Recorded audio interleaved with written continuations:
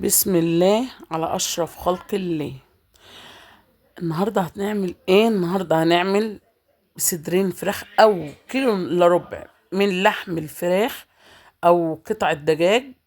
هنعمل النهاردة وليمة، والله يا جماعة وليمة، غدوة أو وجبة مشبعة جدا جدا جدا، يعني هتكفي أسرتك، ولو جايلك كمان ضيوف هتشبعيهم وتأكليهم. تعالوا نشوف النهاردة كده معايا. دوت كان كيلو إلا ربع من صدور الفراخ. أنا الصدور طبعا انتوا عارفين ما باجي يكون عندي فرخة بروح رامية الصدر كده في الفريزر. بحتاجه بقى امتى؟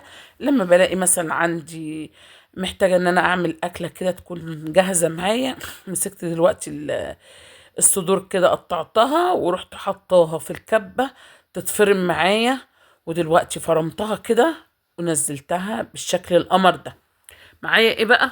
معايا دول بصلتين حلوين كده كبار، مع 3 قرون من الفلفل الاحمر، ورحت حطاهم مع فصين 2 من التوم. خلاص. وحطيت كوباية من البرغل، يا دوبك غسلتها وصفيتها وحطيتها. ومعايا قرفة، فلفل أسمر، بهارات فراخ، بابريكا. دي برضو البهارات اللي انا حطيتها، وسنة جنزبيل صغيرة. الجنزبيل دوت عشان يعني بيدي طعم حلو للفراخ، ما بيخرجش زفرة. بس صراحة انا نقعاها ومخليها زي الفل، مش محتاجة حاجة. دول 3 معالق من البقسماط او الفيجيتار. خلاص. وحطينا ديت كانت بهارات الفراخ، كنت نسيتها وقلت ايه احطها. ومعلقة من البيكنج باودر، لازم تحطي معلقة البيكنج باودر عشان تنفش معاكي وتخلي صابع الكفتة ما يخسش معاكي او يصغر معاكي.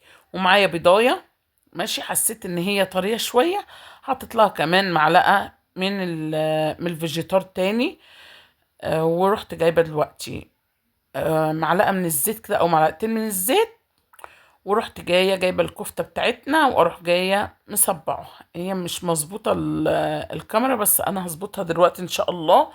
وهنحطها دلوقتي. هتصبعها ازاي؟ انا هصبعها زي الكفته بتاعت الرز بالظبط اهي.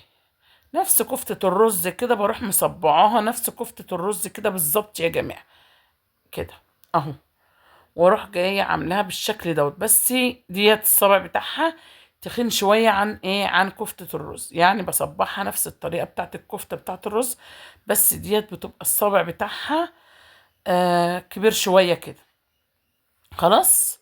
رحنا جايين بقى نروح مصبعين الكميه كلها. الكميه رمت معايا اللهم بارك، كانت راميه كميه حلوه قوي قوي قوي وكتيره.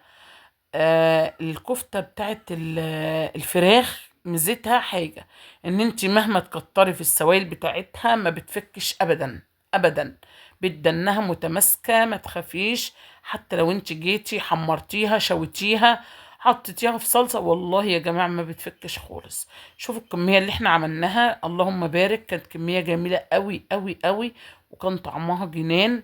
تعالوا دلوقتي زي ما حضرناها سهل، هنسويها كمان سهل سهل خالص. معايا جريل كده وحطينا فيه، يعني حطيت فيه قيمة ايه، كوباية زيت او نص كوباية زيت. وميزتها كمان ان هي بتتحمر بأي سوائل عندك، يعني تحطي معلقة سمنة، معلقة زبدة، معلقة زيت، بتتحمر فيه. انا كل اللي حطيته نص كوباية من الزيت كده حطيتها.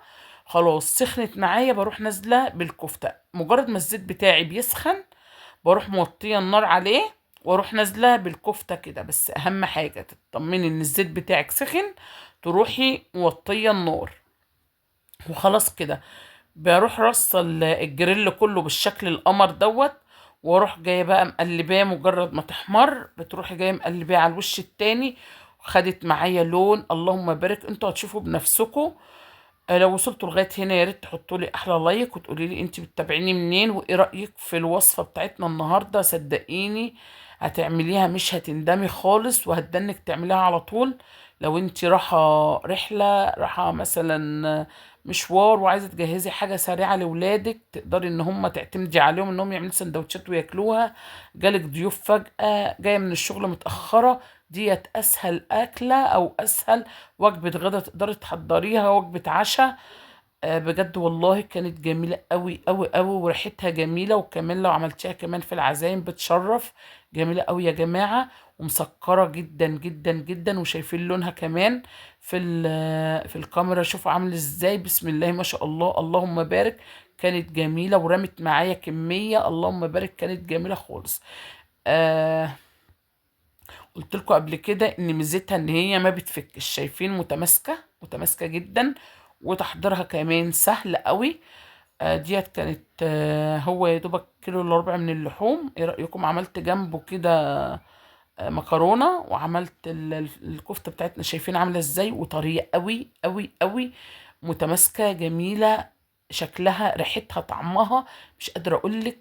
يا رب يكون الفيديو عجبكم، مش تنسوا لي احلى لايك وسبسكرايب عشان يوصلك كل جديد.